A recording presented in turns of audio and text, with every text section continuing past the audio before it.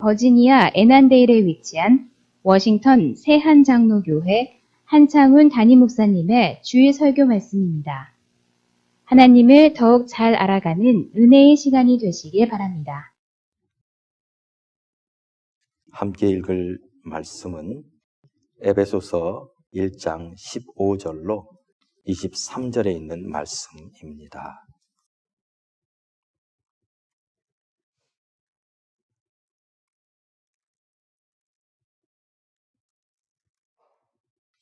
에베소서 1장 15절로 23절 마지막 절까지입니다. 우리 다 같이 한 목소리로 읽도록 하겠습니다. 이로 말미암아 주 예수 안에서 너희 믿음과 모든 성도를 향한 사랑을 나도 듣고 내가 기도할 때에 기억하며 너희로 말미암아 감사하기를 그치지 아니하고 우리 주 예수 그리스도의 하나님 영광의 아버지께서 지혜와 계시의 영을 너희에게 주사 하나님을 알게 하시고 너희 마음의 눈을 밝히사 그의 부르심의 소망이 무엇이며 성도 안에서 그 기업의 영광의 풍성함이 무엇이며 그의 힘의 위력으로 역사하심을 따라 믿는 우리에게 베푸신 능력의 지극히 크심이 어떠한 것을 너희로 알게 하시기를 구하노라. 그의 능력이 그리스도 안에서 역사하사 죽은 자들 가운데서 다시 살리시고 하늘에서 자기의 오른편에 앉히사 모든 통치와 권세와 능력과 주권과 이 세상뿐 아니라 오는 세상에 일컫는 모든 이름 위에 뛰어나게 하시고 또 만물을 그의 발 아래 복종하게 하시고 그를 만물 위에 교회의 머리로 삼으셨느니라. 교회는 그의 몸이니 만물 안에서 만물을 충만하게 하시는 이의 충만함이니라. 아멘. 우리는 계속해서 에베소서에 있는 말씀을 통해서 교회는 무엇인가에 대해서 생각해 보고 있습니다. 특별히 이 에베소서는 바울이 로마 감옥에 갇힌 그 상태에서 에베소 교인들을 생각하면서 그 에베소 교회에 드린 편지입니다. 그 편지 가운데 특별히 오늘 우리가 읽은 이 본문 1장 15절부터 23절까지 있는 말씀은 바울의 기도입니다. 어떻게 기도하는지 보십시오. 에베소서 1장 15절로 26절에 보면 이로 말미암아 주 예수 안에서 너희 믿음과 모든 성도를 향한 사랑을 나도 듣고 내가 기도할 때에 기억하며 라고 말하고 있습니다. 여러분, 우리가 누군가를 위해서 중보하며 기도할 때 그 기도는 그 사람들을 향한 그 마음이 담겨져 있습니다. 그리고 특별히 우리가 기도할 때 그 기도는 반드시 이루어진다고는 확신을 가지고 우리는 기도합니다. 물론 때와 그 응답하는 방법에 대해서는 하나님의 주권이지만 우리는 하나님 앞에 기도할 때 그렇게 되어지기를 바라는 마음으로 기도합니다. 오늘 이 본문에 보면 바울이 에베소 교회 성도들이 어떻게 되기를 바라는지 그의 마음을 그대로 담아놓은 것이 바로 그의 기도입니다. 그런데 그는 무엇을 기도하는지 우리가 한번 봅니다. 에베소서 1장 17절에 보면 그가 기도하는 내용이 이렇습니다. 우리 주 예수 그리스도의 하나님 영광의 아버지께서 지혜와 계시의 영을 너에게 주사 하나님을 알게 하시고 라는 거였어요. 하나님을 알게 하시고 라는 것이 바울의 기도였어요. 여러분, 좀 이상하지 않아요? 에베소라는 도시는 바울이 개척한 교회가 있는 곳이에요. 3차 전도여행에 바울이 에베소에 갑니다. 그리고 에베소에서 무려 2년 동안 두란노 서원이라는 곳에서 말씀을 전했습니다. 다른 곳에서도 물론 그렇게 말씀을 전한 것이 많이 있지만 에베소라는 곳은 특별한 곳이었어요. 그들은 매일 하나님의 말씀을 들었다고 그랬어요. 그런데 매일 하나님의 말씀을 2년 동안이나 들은 그 교인들에게 그 교인들을 위한 기도가 하나님을 알게 해달라고요? 아니, 하나님을 몰랐다는 말입니까? 2년 동안 하나님에 대해서 말하지 않았다는 것입니까? 언뜻 보면 우리는 이해하지 못할 것처럼 기록되어 있습니다. 그러나 그렇지 않습니다. 여기서 바울이 말하고 있는 에베소 교회를 향한 그의 기도는, 하나님을 알게 해달라는 그의 기도는 단지 지식으로, 단지 어떤 하나님에 대한 관념으로 아는 것을 말하는 것이 아닙니다. 하나님을 마치 내가 1대1로 만나는 것처럼 아는 것을 말하고 있습니다. 여러분, 아마 바이든 대통령이 미국의 대통령이라는 것을 여러분 다 아실 겁니다. 그런데 그분이 여러분을 아십니까? 그러지는 않죠. 1대1로 알지는 못하죠. 그리고 마찬가지로 어떤 사람들은 하나님을 압니다. 그런데 하나님을 이해하지는 못해요. 지식적으로 하나님을 알아요. 하나님 말씀을 통해서도 알고 여러 가지 상황을 통해서도 압니다. 하나님 존재도 알아요. 하나님 살아계신 것도 알아요. 그런데 하나님을 정말로 알지 못할 때가 있습니다. 그러므로 오늘 바울이 기도하는 그 기도는 단지 지식적으로 아는 것을 말하는 게 아니라 그의 삶 속에, 그들 에베소 교인들의 삶 속에서 정말로 하나님을 안다라고 말할 수 있는 그런 은혜를 주시다라고 기도하고 있는 것입니다. 여러분, 고린도 교회 성도들에게 바울이 이렇게 기도했어요. 고린도전서 2장 9절에 보면 하나님이 자기를 사랑하는 자를 위하여 예비하신 모든 것은 눈으로 보지 못하고 귀로 듣지 못하고 사람의 마음으로 생각하지도 못해요. 우리가 하나님이 정말 귀하고 복된 걸 우리 주는데 그것을 우리가 깨닫지 못하는 어리석은 모습들을 두고 바울이 이렇게 얘기했어요. 하나님이라는 분에 대해서 우리가 아는데 정말로 하나님을 아는 것인지, 이 에베소 교회를 향해서 바울이 기도하고 있는 거예요. 인도에는 이런 우화가 있다고 합니다. 6명의 장님이 어느 날 이렇게 길을 가다가 어떤 물체에 부딪혔습니다. 그런데 한 장님이 그 물체를 딱 부딪혔는데 그 물체는 동물이었어요. 짐승이었어요. 그 몸에 부딪히고 나니까 너무 큰 거예요. 그래가지고 이건 벽이야 이렇게 얘기를 했어요. 그러자 두 번째 장님이 그 뾰족한 앞니가 나와 있습니다. 그 뾰족한 앞니를 손으로 만져보더니 야, 이건 창인데 이렇게 얘기했어요. 세 번째 장님이 그 동물의 코가 깁니다. 그 코 트렁크를 딱 잡더니 뱀인 것 같은데, 네 번째 장님이 그 무릎을 딱 만지더니 야, 이건 나무야. 다섯 번째 장님이 그 귀를 만졌습니다. 이거는 부채인데, 여섯 번째 장님이 그 꼬리를 만져보더니 이건 밧줄이야 라고 말을 했답니다. 어떤 동물입니까? 코끼리입니다. 장님들은 그 코끼리인지를 모르기 때문에 한 사람은 이것은 벽이라고 말하고, 한 사람은 이걸 다리를 가지고 나무라고 말하고, 한 사람은 이거를 뱀이라고 말하고 창이라고 말하는 거예요. 왜요? 자기들이 알 것 이상은 알지 못하기 때문에 그래요. 코끼리라는 동물을 몰랐다는 것이죠. 알았다면 이건 코끼리의 코야, 이건 코끼리의 다리야라고 말할 수 있었을 거라는 거예요. 마찬가지로 하나님을 우리가 압니다. 그런데 하나님을 우리가 어느 정도 아냐면 우리가 경험한 것 이상으로는 모른다는 거예요. 하나님을 압니다. 근데 하나님을 우리가 아는 것 이상으로는 모른다는 거예요. 그래서 하나님을 마치 우리가 알고 있는 어떤 상자 안에다 딱 담아놓는 거예요. 하나님은 이런 분이야. 얼마든지 그럴 수 있다는 거예요.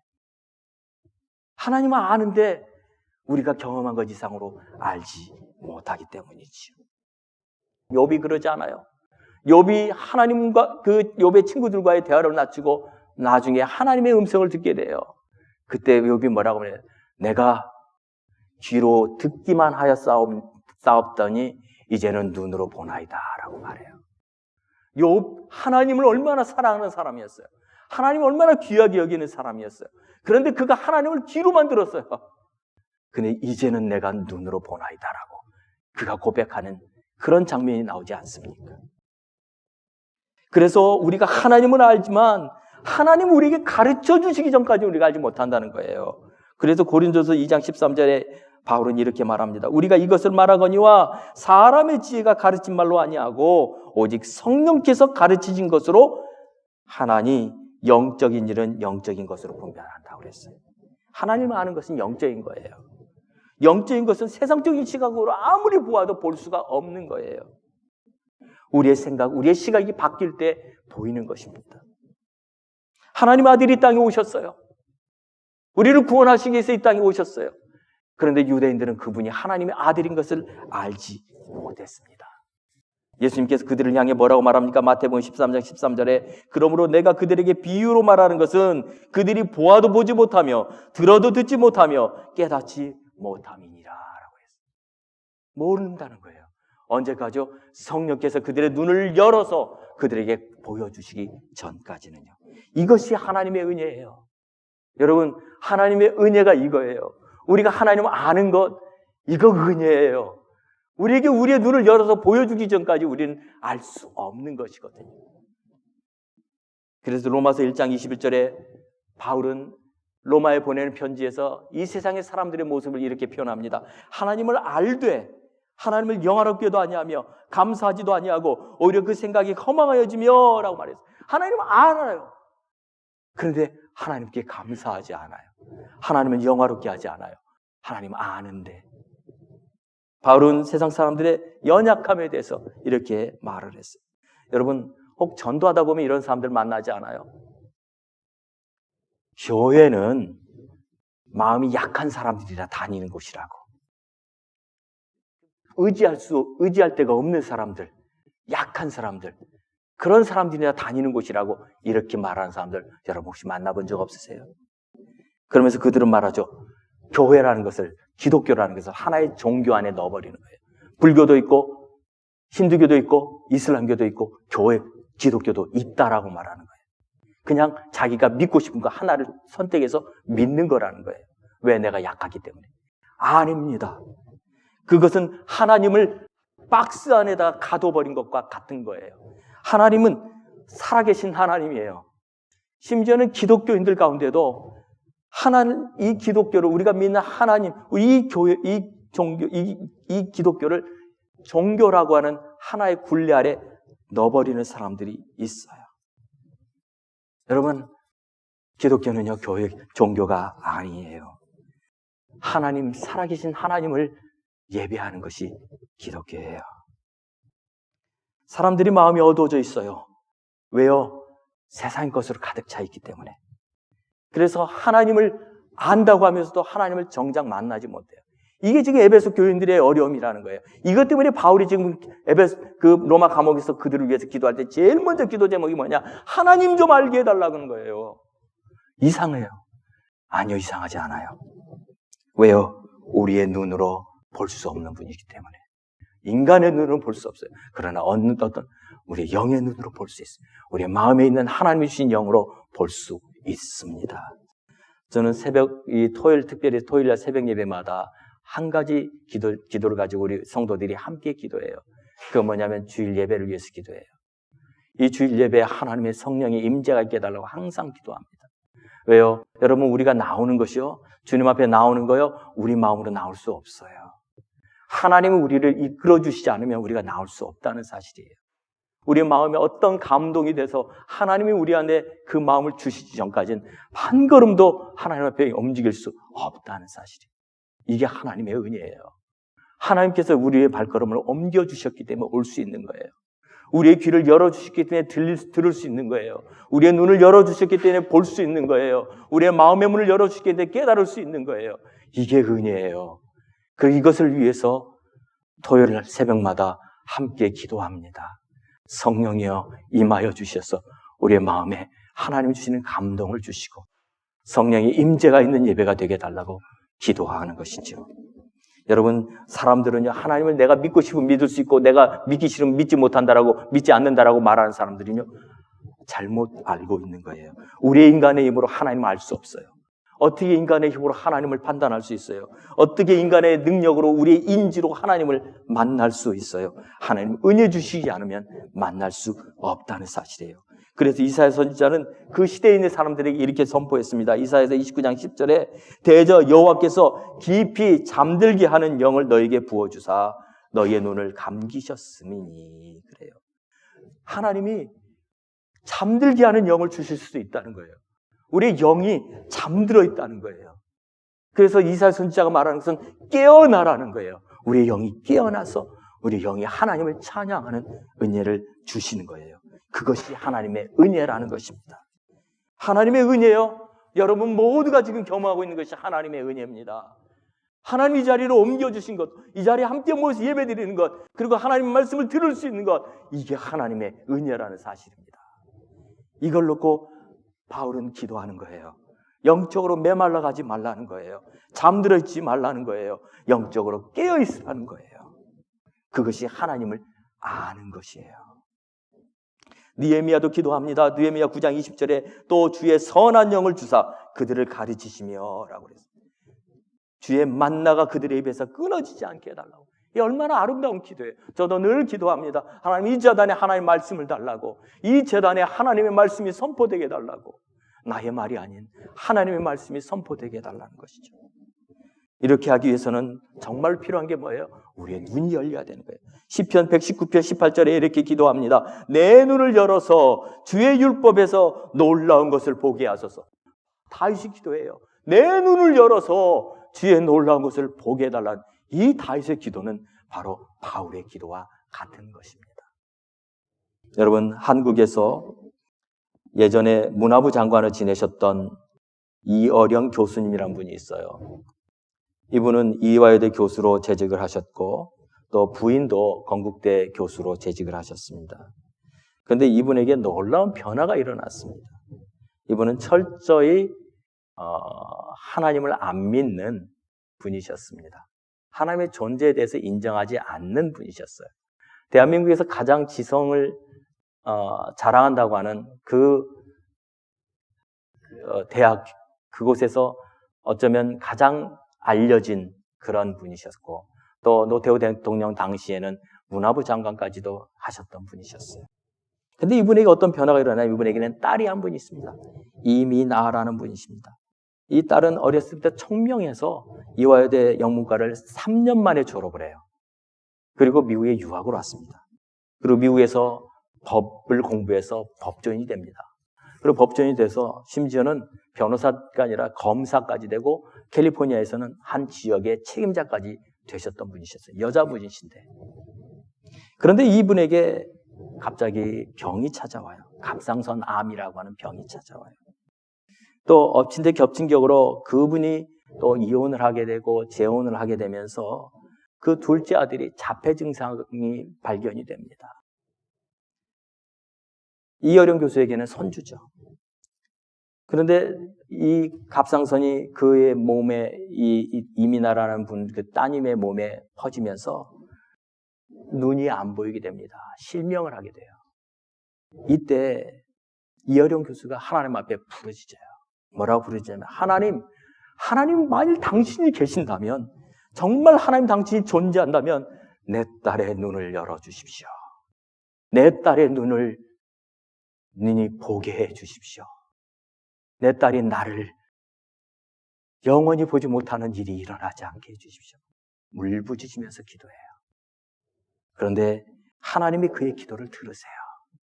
그분은 한국에서는 지성인이라고 자부하는 사람이었어요. 하나님은 없다라고 생각했던 분이셨어요. 그런데 그분이 하나님 앞에 무릎을 꿇고 결단을 해요. 하나님, 만일 하나님이 계신다면 내 딸의 눈을 열어주십시오. 그런데 하나님이 그의 기도를 들으셔서 딸이 시력을 잃지 않게 됩니다. 하나님 앞에 그가 결단합니다. 하나님을 내가 믿겠다고, 자신의 인생을 드리겠다고 결단합니다. 마침내 정말 하나님을 철저히 믿지 않았던 이 이어령 교수의 눈이 열리는 역사가 일어나요. 영의 눈이 열리는 역사가 일어나요. 세상의 사람들은 그의 눈을 바꿀 수 없었어요. 세상의 사람들은 그의 눈을 열 수가 없었어요. 그런데 그에게 찾아온 이 갑작스러운 아픔이 그에게는 하나님이 그에게 찾아오시는 손이었고 그의 눈이 열리는 계기가 되었던 것입니다. 그러나 그것이 거기서 그치지 않습니다. 하나님은 이어령 교수가 더 하나님 앞에 나아올 수 있게 하기 위해서, 더 하나님 앞에 가까이 나오기 살기 위해서 그의 사랑하는 딸 이민아에게 계속해서 어려움을 줍니다. 손주 그 이어령 교수에게는 손주였고 이민아 그분에게는 나중에 이민아 이분은 법조인에서 신학을 공부하고 목사가 됩니다. 그런데 이민아 목사님의 아들이 갑작스런 어떤 어려움을 인해서 그 첫째 아들이 죽게 됩니다. 너무나 큰 절망 속에 있을 때 하나님이 이어령 교수를 계속 찾아오세요. 그리고 하나님을 만나게 됩니다. 여러분, 이 일이 그냥 그의 어떤 능력 때문에 일어난 것이 아니었어요. 그가 어떤 뛰어난 어떤 것 때문에 하나님 그에게 찾아오신 것이 아니었어요. 하나님이 볼 때는 이 영혼은 불쌍한 영혼이었어요. 긍휼력이실 영혼이었어요. 자기의 인생을 자기가 책임지고 가겠다고 하는 영혼이었어요. 근데 그에게 주님이 찾아오시기 위해서 딸을 통해서 그는 찾아오셨어요. 거기에 그 딸은 위암으로 생명을 잃습니다. 그러나 그 과정 속에서 이어령 교수는 하나님을 진실로 만나게 돼요. 하나님을 알게 됩니다. 지금 에베소 교인들을 향해서 바울이 말하고 있는 것은 하나님이 이 에베소 교인들이 하나님을 알게 해달라는 걸 기도하는 거예요. 그러면서 그가 세 가지 기도 제목을 내요. 첫 번째는요, 하나님 부르신 그 부르심을 알게 해달라는 거였어요. 에베소 1장 18절에 이렇게 말합니다. 너희 마음의 눈을 밝히사 그의 부르심의 소망이 무엇이며 성도 안에서 그의 기업의 영광의 풍성함이 무엇이냐고. 하나님이 그에게 부르신, 이 에베소 교인들을 부르신 그 부르심의 그 소망을 알게 해달라는 거예요. 여러분, 하나님 우리를 부르십니다. 그런데 부르신 목적이 있어요. 베드로전서 2장 9절에 보면 이렇게 부르십니다. 너희는 택하신 족속이요 왕같은 제사장들이요 거룩한 나라요 그의 소유가 된 백성이니 이는 너희를 어두운 데서 불러내어 그의 기이한 빛에 들어가게 하신 이의 아름다운 덕을 선전하게 하렵니다. 어두운 데서 부르셨어요. 어디로요? 빛으로 부르셨어요. 저는 이 말씀을 읽을 때 굉장한 감동이 있었어요. 우리를 어둠 가운데서 부르셨구나. 우리를 빛 가운데로 인도하셨구나. 근데 목적이 있어요. 하나님의 그 은혜를 증거하라는 것이었어요. 바울도 갈라디아서 1장 15절에 이렇게 고백합니다. 내 어머니의 태로부터 나를 택정하시고 그의 은혜로 나를 부르신 이가 라고 그래요. 그의 은혜로 나를 불렀다는 거예요. 바울, 그는 예수 알기 전에는 사울이라는 사람이었어요. 바리새인 중에 바리새인이었다고 그랬어요. 가말리엘 문화에서 똑똑하게 공부했던 사람이라고 그랬어요.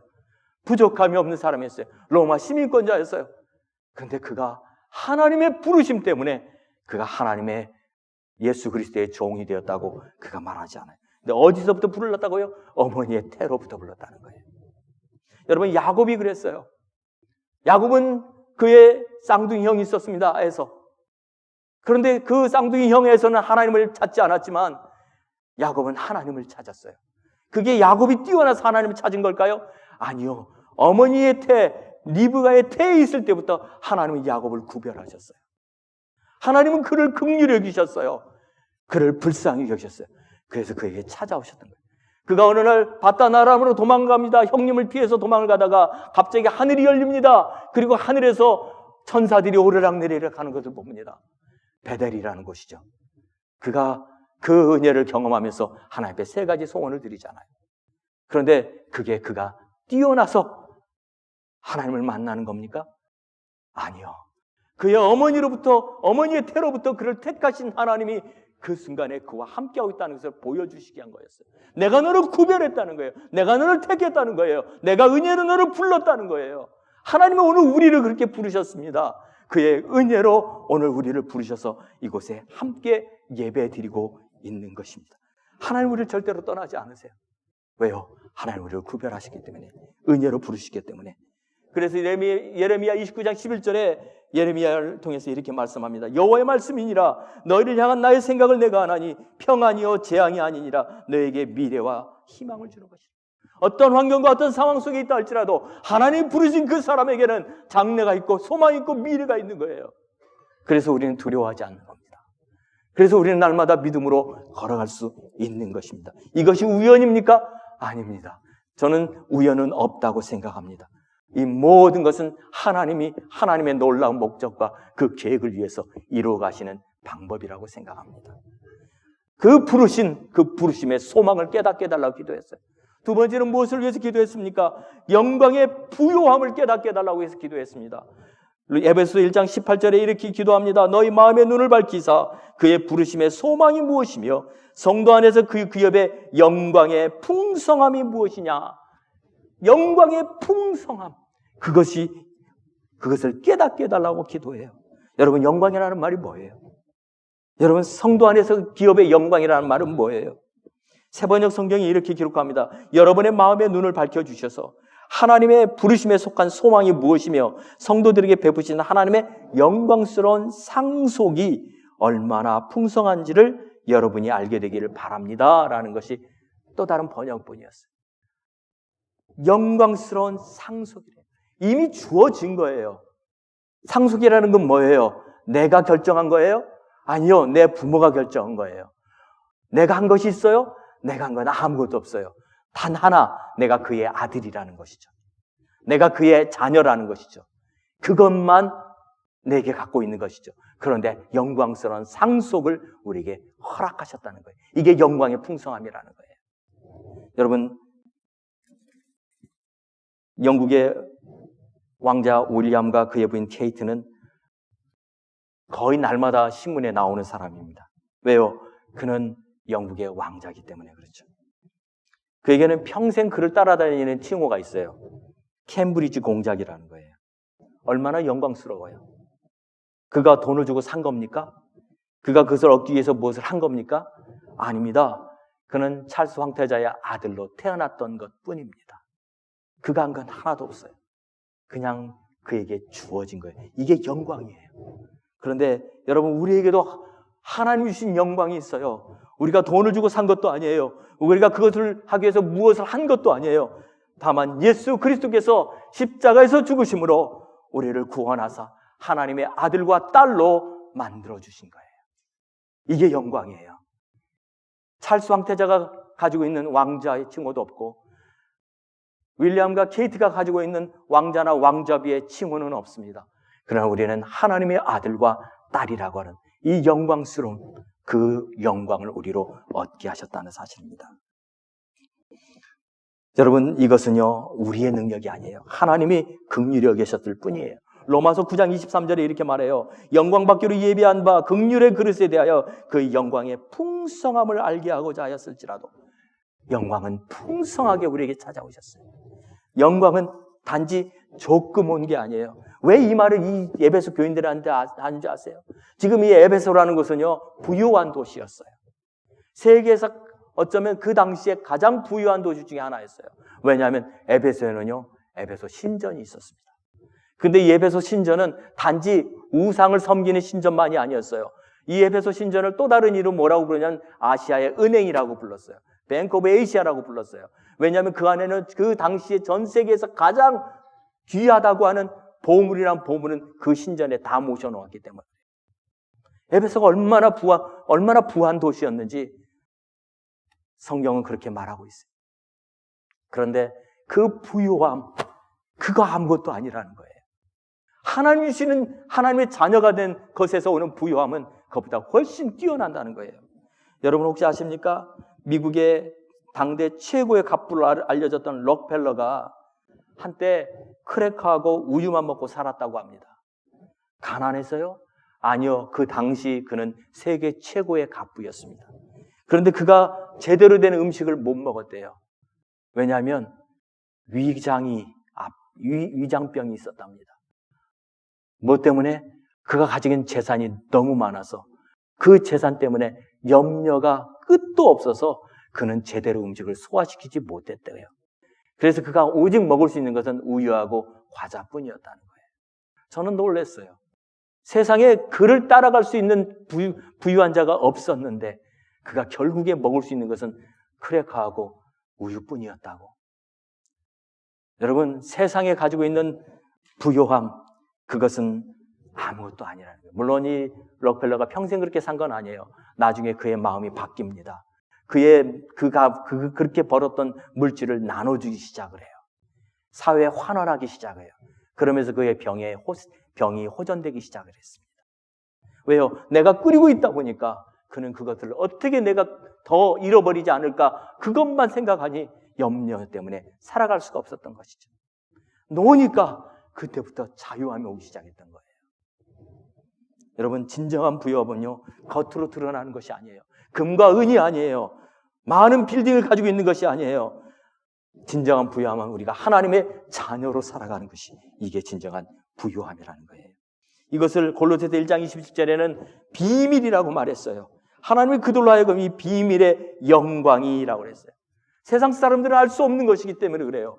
하나님을 믿는 믿음의 눈으로 바라보지 않으면 깨달을 수 없는 것이기 때문에 이걸 비밀이라고 말했습니다. 이사야 선지자는요, 이 영광에 대해서 이렇게 말합니다. 이사야서 66장 11절에 보면 너희가 젖을 빠는 것 같이 그 위로하는 품에서 만족하겠고 젖을 넉넉히 빤 것 같이 그 영광의 풍성함으로 말미암아 즐거워하리라. 여러분, 이 말씀을 보면서 저는 굉장히 위로가 됐어요. 여기서 이 이사야 선지자가 말하는 이 표현을 보니까 어린 아기가 엄마의 젖을 물고 있는 모습이에요. 그런데 이 어린 아기가 그 엄마의 품에서 만족한다는 거예요. 무엇 때문에요? 젖을 넉넉히 빨았기 때문에. 그 배고픔이 다 사라졌어요. 여러분 자녀들 키워보면서 아시죠? 어린아이들이 엄마의 젖을 입에 물고 젖을 빨다가 잠잡니다. 언제 자요? 배가 이미 충분히 차면, 그리고 엄마의 따뜻한 품에 안겨 있으면 스르르 잠이 들어요. 그 어린 아기의 모습은 정말로 행복한 모습이에요. 왜요? 다 채워졌거든요. 배고픔도 채워졌고 엄마의 그 보호도 있고 그 엄마의 따뜻한 체온에 거기에 취해서 그냥 잠자는 모습. 이 모습이 영광의 풍성함이라는 거예요. 이게 영광의 풍성함이라는 거예요. 우리의 염려와 우리의 두려움과 모든 것을 주님께 맡기고 주님이 주시는 그 위로함으로 우리를 품으시고 주님이 우리에게 필요한 것을 다 공급해 주실 때 그 어린아기가 엄마의 젖을 물고 편안히 잠들어 있는 그 모습, 이게 영광의 풍성함이라는 거예요. 이걸 누구에게 주셨다고요? 에베소 교인들을 향해서 바울이 기도하고 있는 그 모습 속에 영광의 풍성함을 위해서 기도하고 있다는 거예요. 우리에게도 동일한 거예요. 하나님 우리에게 그 영광의 풍성함을 맛보기를 원합니다. 하나님의 품 안에 안겨서 주님이 주시는 그것 때문에 기뻐서 어쩔 줄 모르면서 그냥 스르르 잠들어 있는 그 모습, 그 영광의 풍성함이 여러분 모두에 있기를 간절히 바랍니다. 마지막 세 번째로 바울은 에베소 교인들을 향해서 기도합니다. 하나님 우리에게 주신 능력이 얼마나 큰지를 깨닫게 되기를 기도합니다. 우리에게 주신 능력이 있다고요? 여러분, 무슨 능력이 있어요? 에베소서 1장 19절에 이렇게 기도합니다. 그의 힘의 위력으로 역사하심을 따라 믿는 우리에게 베푸신 능력의 지극히 크심이 어떠한 것을 너희로 알게 하시기를 구하노라. 우리에게 베풀어 주셨대요. 그 능력을 주셨대요. 그 능력이 얼마나 큰지를 알게 되기를 원하신답니다. 여러분에게 주신 그 은혜가 얼마나 큰지 여러분 아세요? 여러분에게 주신 그 능력이 얼마나 큰지 아세요? 우리가 때로는 이렇게 말합니다. 아니, 하나님 안 계신 것 같아. 하나님 우리의 기도를 안 들어주시는 것 같아. 아무것도 변하지 않고 있어. 아무것도 내가 할 수가 없어. 절망할 수밖에 없는 그런 상황 가운데 여러분 처할 때 이 말씀은 우리에게 놀라운 위로가 돼요. 하나님이 주신 그 능력은요, 지극히 풍성하다는 거예요. 조금도 부족하지 않다는 거예요. 이사야서 40장 27절에 이사야 선지자가 이렇게 말합니다. 야곱아, 어찌하여 네가 말하며 이스라엘아, 내가 이르기를 내 길은 여호와께 숨겨졌으며 내 송사는 내 하나님에게서 벗어난다 하느냐? 하나님 왜 우리 사정을 모르세요? 왜 듣지 않으세요? 라고 말하느냐는 거예요. 그런데 28절에 뭐랍니다. 너는 알지 못하였느냐? 듣지 못하였느냐? 영원하신 하나님 여호와 땅끝까지 창조하신 이는 피곤하지 않으시며 곤비하지 않으시며 명철이 한이 없으시다는 거예요. 피곤한 자에게는 능력을 주시며 무능한 자에게는 힘을 더하신다는 이 말씀이 우리에게 주신 능력이 얼마나 풍성한지를 보여주고 있는 말씀이라는 거예요. 여러분, 때로 우리는요, 이런 말씀을 들으면서도 우리는 너무나 약해서 너무나 부족해서, 너무나 연약해서 하나님, 그러나 나는 아무것도 못 느끼겠는데요. 하나님, 나는 아무것도 경험하지 못하겠는데요. 나는 너무 약한데요 라고 생각하는 분도 있을 거라고 생각합니다. 바울이 그랬습니다. 바울이 자신은 아무것도 할 수 없다라고 생각했던 시점이 있었어요. 그런데 그가 이렇게 고백해요. 고린도후서 12장 9절에 나에게 이르시기를 내 은혜가 내게 족하도다. 이는 내 능력이 약한 데서 온전하여 짐이라 그랬어요. 나의 능력이 약할 때 그때 예수 그리스도의 능력이 임하기 때문이라는 것입니다. 그러므로 도리어 크게 기뻐함으로 나의 여러 약한 것들에 대하여 자랑하리니 이는 그리스도의 능력이 내게 머물게 하려 함이라. 그리스도의 능력이, 내 약함이 아니라 그리스도의 능력이 내게 머물릴 때 우리는 강한 자가 되는 것이에요. 며칠 전에 이 본문으로 말씀을 전하기 위해서 묵상하다가 계속 묵상하는 중에 이제 잠자리에 들게 됐어요. 그런 생각을 했어요. 하나님, 내게 무슨 능력이 있어요? 내가 무슨 힘이 있어요? 아무것도 할 수 없습니다. 그런데 새벽녘에 자다가 잠자리에서 깼습니다. 그런데 아직도 시간을 보니까 새벽기도 갈 시간은 아직 되지 않았어요. 조금 더 있어야 될 것 같은데 지금 일어나 버리면 너무 하루가 길 것 같아서 다시 이렇게 누워 있었습니다. 잠을 긴장을 하고 자잖아요. 새벽기도를 일어나야 되니까. 그러니까 잠자는 것도 아니고 깨어있는 것도 아닌 이 그런 상태에서 이렇게 잠을 자고 있었던 것 같아요. 근데 갑자기 제 귀에 대고 누가 찬송을 부르기 시작을 했어요. 나의 죄를 정케 하사 주의 일꾼 삼으신 구세주의 넓은 사랑 항상 찬송합니다. 나를 일꾼 삼으신 주 크신 능력 주시고 언제든지 주 뜻대로 사용하여 주소서. 이 찬송이 제 귀에 들려오는 거였어요. 아무도 저에게 찬송을 불러준 사람 없었습니다. 어둠이었어요. 하나님의 성령이셨어요. 성령께서 나를 일꾼 삼으신 주 크신 능력 주시고, 이게 귓가에 쏙 들어오는데 잠을 벌떡 깼어요. 그러고 보니까 새벽기도 갈 시간이 딱 된 거예요. 성령께서 저는 가끔 이런 은혜를 주세요. 크신 능력 주셨대요. 내 눈에는 아무것도 보이지 않는데 하나님은 이미 주셨답니다. 여러분에게도 마찬가지예요.